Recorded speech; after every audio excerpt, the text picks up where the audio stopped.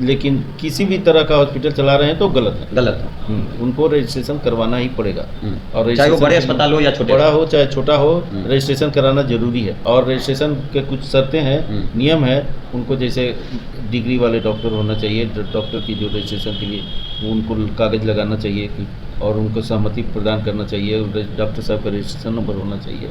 और व्यवस्था भी, जैसे रोगी को बैठने के लिए पानी का, लैट्रिन, बाथरूम सब सुविधा होनी चाहिए, इलाज का, जांच का, जो जो ज़रूरत पड़ेगा उसकी व्यवस्था करके तभी हम लोग रजिस्ट्रेशन कर सकते हैं। उनका जो रजिस्टर्ड नहीं है उस पर क्या कार्रवाई कर रहे हैं सर आप लोग? जांच करके, और जिससे जो रजिस्टर्ड नहीं है तो हम लोग उसको बंद करवाएंगे। मतलब उस तरह का कोई भी हॉस्पिटल मिलेगा जो अवैध ढंग से चल रहा है, रजिस्टर्ड नहीं है, तो उसमें डिग्री वाला भी डॉक्टर है तो हम लोग कैंसिल कर देंगे।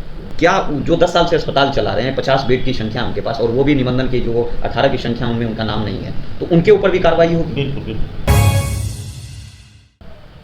जब लोग बीमार पड़ते हैं तो इलाज कराने के लिए शहर की ओर भागते हैं गांव से। एक ज़माना था कि शहर में 2 या 4 निजी क्लिनिक हुआ करता था और एक सहरसा में अस्पताल होता था, लोग वहीं इलाज कराने आते थे। लेकिन आज गांव से लेकर शहर में हजारों की संख्या में निजी नर्सिंग होम खुला हुआ है, और क्या वैलिड है, किस तरीक़ा से इलाज हो रहा है, इसकी कोई जानकारी तक नहीं लोगों के पास रहती है। गरीब तबके के लोग, मध्यम वर्ग के लोग, जिनकी पढ़ाई बहुत मामूली रहती है, वो नहीं समझ पाते हैं और अपने नज़दीक किन्हीं दलालों के चक्कर में फंसकर इलाज कराने के लिए चल जाते हैं, जिसके बाद कभी कोई दुर्घटना घट जाती है, लोग तोड़फोड़ करने लगते हैं, बाद में कहते हैं अस्पताल ने ध्यान नहीं दिया।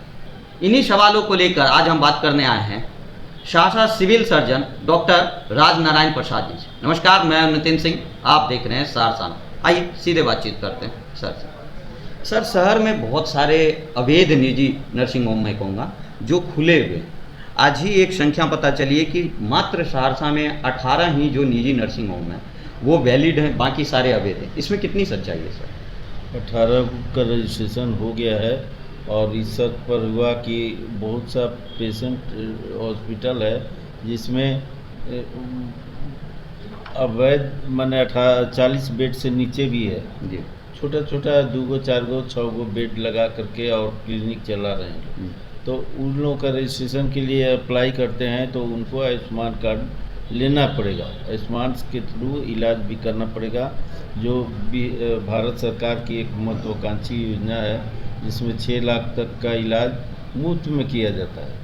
तो उसको लेना ज़रूरी है। उससे ज़्यादा यदि बेड है, 40 बेड से ज़्यादा है, तो आयुष्मान कार्ड भी लेना है और इलाज भी होगी उससे।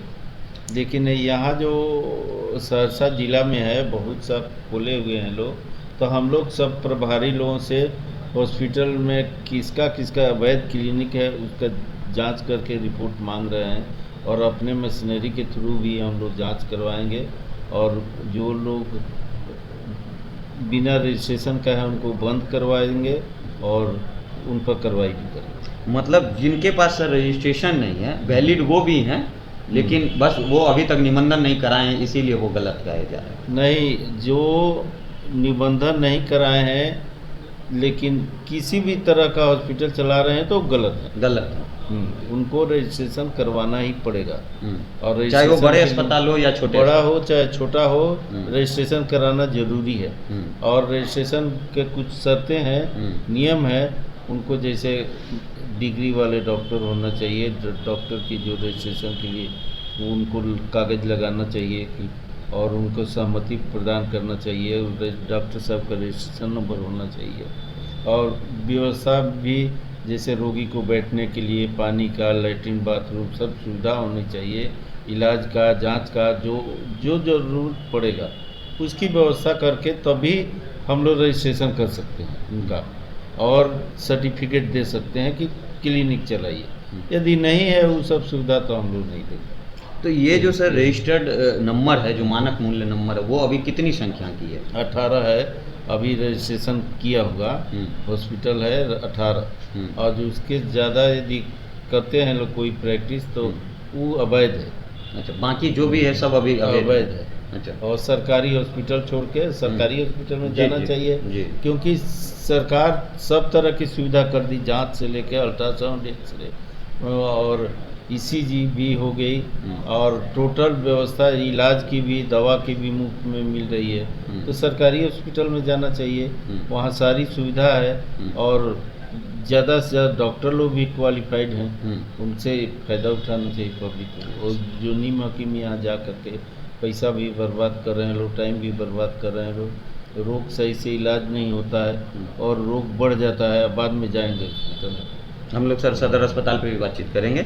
अभी इन पे रखते हैं सर कि जो ये अनवैलिड है सर, जो रजिस्टर्ड नहीं है, उस पर क्या कार्रवाई कर रहे हैं सर आप लोग? वो जांच करके और जिससे जो रजिस्टर्ड नहीं है तो हम लोग उसको बंद करवाएंगे, क्लिनिक को ही बंद करवा देंगे? क्लिनिक को ही बंद कराएंगे। जैसे अभी जांच में हम लोग सालनी सिन्हा का, जहाँ एक पेशेंट एक्सपायर कर गई, जांच किए तो पाया गया कि उनका रजिस्ट्रेशन गलत है, चाहे डिग्री नहीं है कोई, तो उनको बंद कर देंगे हम लोग। अच्छा, मतलब उस तरह का कोई भी हॉस्पिटल मिलेगा जो अवैध ढंग से चल रहा है, रजिस्टर्ड नहीं है, तो उसमें डिग्री वाला भी डॉक्टर है तो हम लोग कैंसिल करेंगे। मतलब शहर में सर ऐसा बहुत सारा क्लिनिक है, आप मानते हैं कि जो अवैध चल रहा है, जहाँ पे डॉक्टर जो है वो वैलिड नहीं है और वहाँ कोई दूसरा आदमी आके इलाज कर रहा है, इस तरह का बहुत सारा अस्पताल चल रहा है सर शहर में चल रहा है। इसीलिए हम कह रहे हैं कि उस पर कार्रवाई करेंगे हम लोग और उसको बंद करवाएंगे। उससे हम लोग लिस्ट तैयार कर रहे हैं और टोटल लिस्ट तैयार करके और उसको डॉक्टर के थ्रू जांच करवाएंगे और जो अप्लाई करेंगे रजिस्ट्रेशन के लिए, जो शर्त सब पूरा करेंगे, जो रजिस्ट्रेशन के लिए शर्त है तो हम लोग उसका रजिस्ट्रेशन करेंगे। और इसका रजिस्ट्रेशन का अध्यक्ष हमारे डीएम साहब हैं, तो उनके थ्रू हम लोग करेंगे रजिस्ट्रेशन, लेकिन सारी शर्तों को पूरा करने के बाद। और यदि नहीं करते हैं तो डिग्री भी रहने पर अवैध क्लिनिक सरकारी छोड़कर। अब सर गांव से जैसे लोग आते हैं सर, ज़्यादातर लोग अनपढ़ रहते हैं या कम शिक्षा रहता है उनको, वो इस तरह चंगुल में फंस जाते हैं, किसी आदमी के द्वारा निजी क्लिनिक में चल जाते हैं। तो वो तो दलाल है, दलाल ले जा रहा है, तो दलाल कौन है, किसके थ्रू जा रहे हैं लोग, वो तो हम लोग को पता चल नहीं, मेरा सवाल ये था सर कि जैसे वो निजी क्लिनिक चले जाते हैं, उसके बाद वहाँ उसकी मृत्यु हो जाती है पेशेंट को, उसके बाद हल्ला होने लगता है, तो फिर ये बात पदाधिकारियों तक पहुँचती है, तो उस पर क्या कार्रवाई करना चाहिए, या आम नागरिक को आप क्या सर सूचना देना चाहते हैं कि ऐसे में नहीं जाना चाहिए? उसमें हम कहेंगे कि उस दलाल के भी फेरा में मत पड़े, पहले सरकारी हॉस्पिटल में जाएं, रजिस्ट्रेशन कराएं, वहाँ पुर्जा बनाएं और डॉक्टर से इलाज करवाएं। वहाँ डिग्री वाले हैं डॉक्टर लोग और उचित इलाज करेंगे। अब सारी सुविधा हो गई है सरकार की तरफ से, सर एक हॉस्पिटल में, पीएचसी में, सीएचसी में, सब सेंटर पर तक सुविधा है और जा कर के दवा लें और किसी दलाल के चक्कर में न पड़े। सर सदर अस्पताल में भी, अब सदर अस्पताल पे बातचीत कर लेते हैं हम लोग। सदर अस्पताल में बार बार खबर आती रहती है सर, कभी कोई डॉक्टर एब्सेंट रहता है, कभी गंदा नाला का पानी वहाँ बहते रहता है। देखिए, पानी निकासी का तो सदर हॉस्पिटल में व्यवस्था नहीं है, लेकिन अब होने जा रही है। अब हम लोग कई बार इसको लिखित भी दिए हमारे जिला अध्यक्ष महोदय को, कलेक्टर साहब को, विधायक महोदय है पी गुप्ता, उनको भी दिखाया गया। जो भी आता है उसको दिखाया जाता है कि पानी के निकासी की व्यवस्था नहीं है, लेकिन अब होने वाली है। हम लोग उसकी व्यवस्था कर रहे हैं, पानी निकल जाएगा तो साफ सुथरा रहेगा। अस्पताल में सर चोरी की खबर भी बराबर आती रहती है, जो ओपीडी लाइन में पेशेंट आते हैं सर, मतलब कि क्योंकि वो तो गरीब तबके के लोग रहते हैं और 10,000 का उसी के लिए देखिए हम लोग व्यवस्था किए हैं कि गाड़ी लगाने के लिए साइड में वहाँ वो गार्ड रहेगा, रजिस्ट्रेशन करेगा, पुर्जा लगाएगा गाड़ी पर, जो जिसकी गाड़ी है वो आके ले जाएगा और वो सामने नहीं लगेगा, किनारे उसको जगह चिन्हित कर दिए हम लोग, कल से ही हुआ सर। तो उसको किनारे लगा के रजिस्टर उसको मेंटेन करने के लिए। ये तो एक अच्छी पहल हुई है सर अस्पताल के द्वारा, कि चोरी ना हो किसी की। जी जी। और जो अवैच्छिक तत्व हैं, जो लोग घर बना के अतिक्रमण करके हॉस्पिटल कैंपस में रह रहे हैं, जिनके चलते चोरी की घटनाएं ज़्यादा हो रही है, उनको अस्पताल से खाली करवाया जा रहा है। एक सर कई बार जो है चोरी की घटना में भी ये भी सामने निकल कर आती है कि जो सारे सीसीटीवी कैमरा लगे हुए हैं सर, उसमें से कई सारे कैमरा काम नहीं करते हैं, तो नहीं देखिए, जो चोरी किया उन लोग पकड़ा भी गया, अभी जमानत हो गई उन लोग को, छूट गया के घर आ गया लोग। तो चोरी किया उन लोग को, यहाँ सामान भी पकड़ा गया, बावजूद इसके उन लोग को जमानत हो गई। तो जमानत हो गई तो अब दोबारा भी चोरी करने का डर है, लेकिन हम लोग तो जितना काम है उतना ही कर सकते हैं कि चोरी का रिपोर्ट थाना में करेंगे, थाना का काम है कि पकड़ेगा, बाकी कोर्ट का करना है, तो जो कोर्ट डिसीजन लेगी हम लोग को। अब ये अस्पताल परिसर में जो सर नया बिल्डिंग बन गया है, सारा कुछ नया सिस्टम हो गया, तो जो पुराना बिल्डिंग है सर, इसका क्या होगा? इसको तोड़ना है सर? क्या तोड़ा जाएगा और पार्क बनेगा। हम्म, अभी बात हो रही थी डीएम साहब से, बोले कि सामने में जो बिल्डिंग पुराना हो गया उसको तोड़ करके अब पार्क बनवा दी। क्योंकि लोगों का कहना है कि कहीं ना कहीं वो उस पुरानी बिल्डिंग की वजह से ही जो है चोरी की नहीं, घटना। पुराना बिल्डिंग के चलते नहीं हो रही है, हो रही है जो अतिक्रमण करके रह रहा है लोग, बाहरी लोग, वही लोग चोरी कर रहा है। कुछ लोग पकड़े भी गए हैं लोग, जो जांच हुआ तो सामान भी पकड़ा गया उन लोग के यहाँ। पुरानी बिल्डिंग से नहीं है, लेकिन फिर भी पुरानी बिल्डिंग को तोड़ करके वहाँ पार्क बनेगा। कब से ये काम शुरू होगा सर? अब जितना जल्दी शुरू हो जाएगा, हम लोग लिखित दे दिए हैं कलेक्टर साहब को और नगर आयुक्त को, और जितना जल्दी शुरू करेंगे। कई बार सर अस्पताल में, अपनी सदर अस्पताल की खबर आती है कि सही टाइम पे इलाज नहीं मिल पाता, जिसकी वजह से पेशेंट की मृत्यु हो जाती है। देखिए वो सब कहने का, अब हम ही लोग थे एक जगह पहले जो, तो रात में फ़ोन किया 11 बजे रात में, 12 बजे रात में, एक आदमी की, हमारे यहाँ 26 आदमी को पानी चढ़ रहा है डायरिया वोमिटिंग से, और जब एम्बुलेंस दवा लेके गई तो एक भी आदमी नहीं मिला। अच्छा। कहने वाले के लिए तो जानता है कि अस्पताल है, कुछ बोल दिया जाए, कोई कार्रवाई तो होनी नहीं है, डॉक्टर लोग क्या करेगा? रोज दिन रहिए तो भी कह देगा कि डॉक्टर साहब नहीं रहते हैं, तो क्या करेंगे हम उसको? नहीं, कई सारा वीडियो फुटेज भी है सर कि डॉक्टर ओपीडी में नहीं बैठे हुए रहते हैं समय पे। देखिए अब अभी हम लोग को पता चला कि लेडी डॉक्टर को कि बैठी नहीं है ओपीडी, तो हम लोग गए, पता किए उसको, तो ओटी में ऑपरेशन कर रही थी कि ऐसा केस आ गया इमरजेंसी में कि ऑपरेशन करना जरूरी था। मतलब कहीं ना कहीं जानकारी का अभाव है, लोगों को पता नहीं रहता है। पता नहीं रहता है, लेकिन पैसे डॉक्टर लोग भी रहते हैं और ड्यूटी भी कर रहे हैं, लेकिन अब ये है कि जितना डॉक्टर को होना चाहिए उससे कम है, तो उसी में से यहाँ भी देख रहे हैं, वहाँ भी देख रहे हैं, सब मेंटेन कर रहे हैं, तो एक जगह देखेंगे तो दूसरी जगह खाली रहेगा। मतलब डॉक्टरों की संख्या बल काफ़ी कम है। ओपीडी में रहते हैं तो ओटी नहीं देख पाते हैं। नहीं, तो इसीलिए कि दिक्कत हो जा रही है। तो अब हम लोग कोशिश कर रहे हैं कि उन्हीं लोग, हम लोग कहे भी, जैसे लेडी डॉक्टर थी परसों दिन, तो ऑपरेशन कर रही थी, हम लोग एक ओपीडी में बैठ गए देख करके तब जाए, लेकिन कहे कि हम लोग को केस को करना, क्रिटिकल केस था, उसको ऑपरेट करना जरूरी था, इसीलिए हम चले गए। तो आप सर सदर अस्पताल की व्यवस्था से कितने, मतलब क्या लग रहा है, व्यवस्था कितनी बेहतर है सर? ठीक है, कुछ कमी है तो हम लोग सुधार करेंगे उसको, लगे हैं कि और जो कमी है उसको सुधार किया जाए।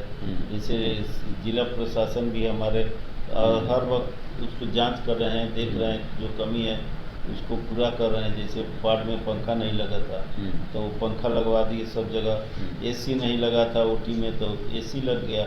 तो धीरे धीरे हम लोग सब प्रोग्रेस कर रहे हैं। ब्लड बैंक की भी कई बार खबर आती है सर कि ब्लड बैंक में ब्लड बहुत कम मात्रा में या नहीं ही अवेलेबल रहता है, तो इसको लेकर भी कुछ सर कर रहे हैं क्या?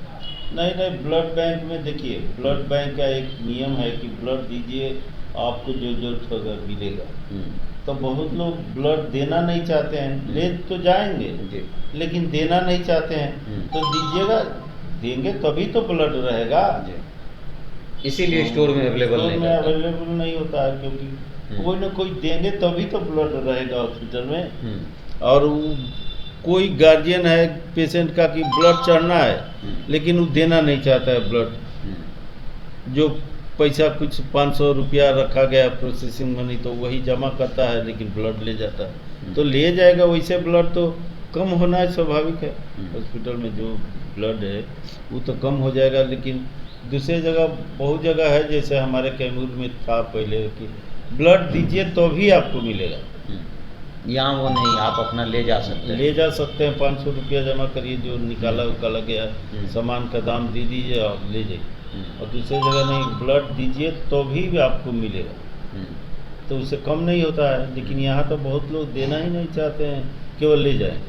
तो ले जाएंगे तो कम हो जाएगा। कई बार सर अस्पताल की एक वीडियो भी निकलते रहती है कि जो एम्बुलेंस की है दिक्कत रहता है, काफ़ी मरीजों को नहीं मिल पाता है समय पे, या स्ट्रेचर तक वो धकेल के बाहर तक ले जाते हैं, इस तरह की चीज़ों पे भी देखिए आप लोग कार्रवाई। वो तो स्टाफ की कुछ कमी है।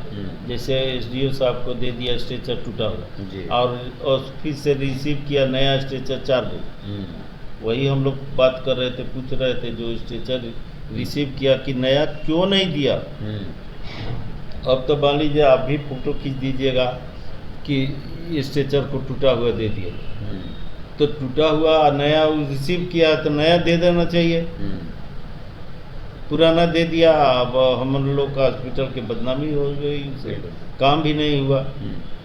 तो ये अस्पताल प्रबंधन की प्रबंधन है, स्टाफ कह लो, सब स्टाफ की लापरवाही है। तो उधर मैनेजर कह रही थी कि हमसे रिसीव किया करवाएं, उसको बुला के हमारे सामने कहवाई कि 4 को रिसीव किया। एसडीओ साहब आए थे तो उनको टूटा हुआ दे दिया इलाज के लिए आए तो कहा गया कि क्यों नहीं तुम नया वाला दे दिए। तो ये पब्लिक हमारा स्टाफ का गड़बड़ी है, कमी कुछ की ऐसा गलती कर देता है। आपके हिसाब से सर अस्पताल की जो साफ सफाई से लेकर इलाज सारी व्यवस्था को आप सर 10 में से कितना नंबर देना चाहेंगे? अब ठीक है, मतलब कुछ कमी है जिसको हम लोग सुधार कर रहे हैं, लेकिन हम लोग कम से कम 6 नंबर तो दे ही देगा आदमी। 10 में से 6 नंबर देंगे आप?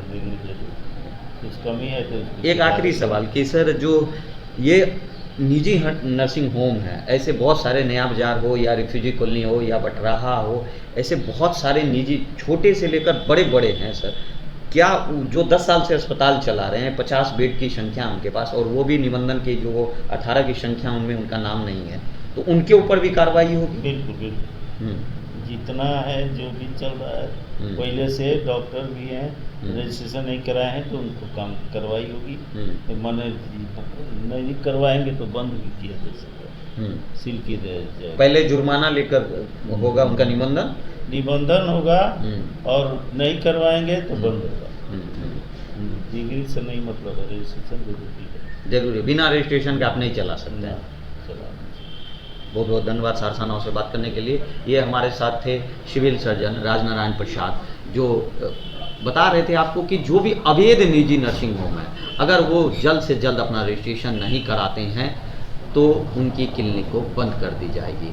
अगर इस पे कुछ नया अपडेट जब निकल कर आएगा सारसानाओं के माध्यम से हम आपको सबसे पहले बताएंगे। कैमरामैन मनखुश के साथ मैं हूं नितिन सिंह, आप देख रहे थे सारसानाओं। और भी खबरों के लिए बने रहे सारसानाओं के साथ। नमस्कार।